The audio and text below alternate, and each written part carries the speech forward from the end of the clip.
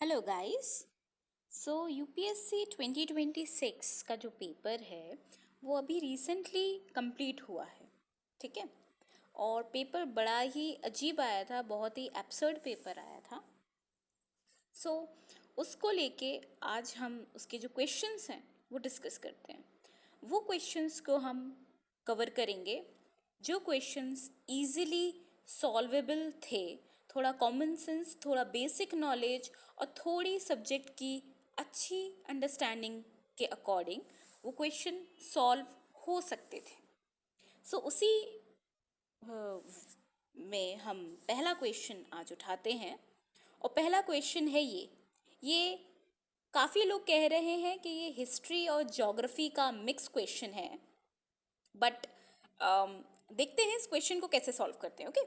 सो इसमें वो कह रहे हैं प्लेस्टोसीन पीरियड में यमुना या तो इंदस में फ्लो करती थी, या सतलुज यमुना में फ्लो करती थी, या फिर गंगा की कोई ट्रिब्यूटरी इंदस में फ्लो करती थी और इंदस की कोई ट्रिब्यूटरी गंगा में फ्लो करती थी। ठीक है।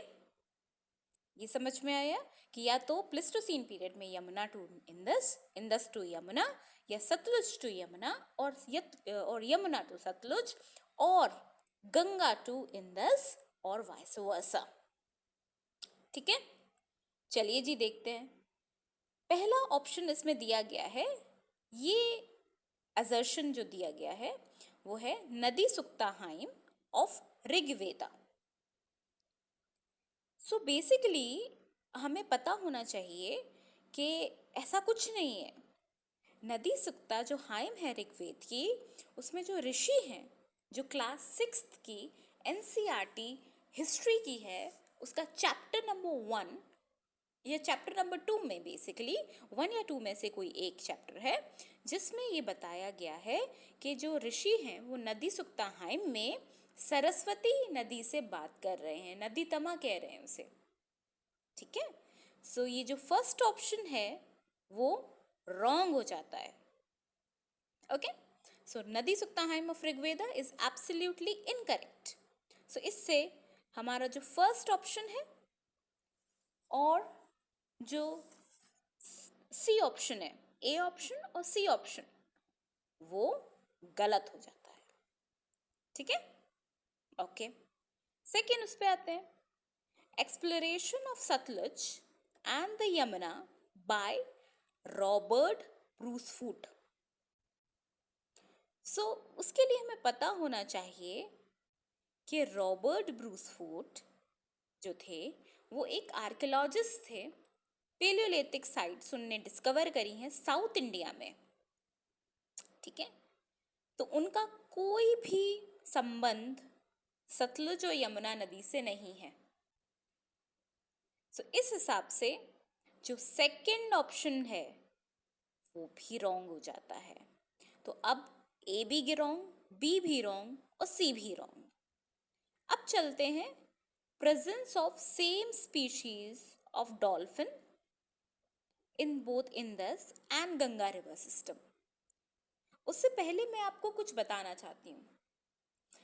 इंडियन फिजिकल ज्योग्राफी में हम एक कॉन्सेप्ट पढ़ते हैं डेली रिज का। जो दिल्ली है ना, वो एक रिज पे है। बेसिकली वो वाटर डिवाइड का एक काम करता है। वाटर डिवाइड क्या होता है? वाटर, पानी, डिवाइड मतलब डिवाइड कर देना। तो दिल्ली रिज जो है वो सतलुज को वेस्ट साइड और गंगा एंड इट्स ट्रिब्यूटरी को, बेसिकली यमुना को, ईस्ट साइड डाइवर्ट कर देता है। समझ आ रहा है? तो इससे जो एक टाइम पे गंगा और यमुना की जो थी वो इंटरकनेक्टेड थी। बेसिकली जो सारी रिवर सिस्टम थी वो एंटीसेडेंट रिवर सिस्टम थी, लेकिन दिल्ली रिज की वजह से ये वाटर डिवाइड क्रिएट हुआ। तो कुछ रिवर्स ईस्ट साइड हो गई और कुछ रिवर्स वेस्ट साइड चली गई। सो ये जो ऑप्शन है कि जो the presence of the same species of the dolphin in both Indus and the Ganga river system, ये सही ऑप्शन है। जो लोग कुछ टाइम से तैयारी कर रहे होंगे, 2-3 साल से, और उन्होंने अगर बेसिक करंट अफेयर सोर्सेस को रेफर किया होगा तो उनको पता होगा कि जो डॉल्फिन है उसके 3 स्पीशीज होते हैं। एक गंगा रिवर सिस्टम में मिलती है, दूसरी इरावदी डॉल्फिन है जो चिल्का लेक साइड, जो ओडिशा साइड है, ईस्टर्न साइड, वहाँ मिलती है।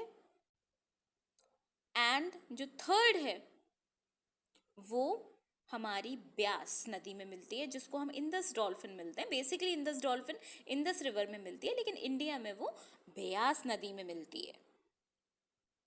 ठीक है, सो जो थर्ड ऑप्शन है वो एकदम सही है। The presence of the same species of the dolphin in the Indus river system and the Ganga river system. This is the correct answer and it can be solvable by the basic knowledge of the Indian physical geography. ठीक है, ये question history का नहीं है। हाँ, उनने options ऐसे create करे हैं कि आपको लगे, आपको फील दिया जाए कि वो हिस्ट्री से रिलेटेड है। नहीं, ये ज्योग्राफी रिलेटेड क्वेश्चन है। ठीक है, सो ऐसे ही क्वेश्चंस हम लेके आते रहेंगे, डिस्कस करेंगे। अगर आपको ये वीडियो यूज़फुल लगा है किसी भी तरीके से, सो प्लीज़ वीडियो को लाइक कीजिएगा, चैनल को सब्सक्राइब कीजिएगा। Thank you so much.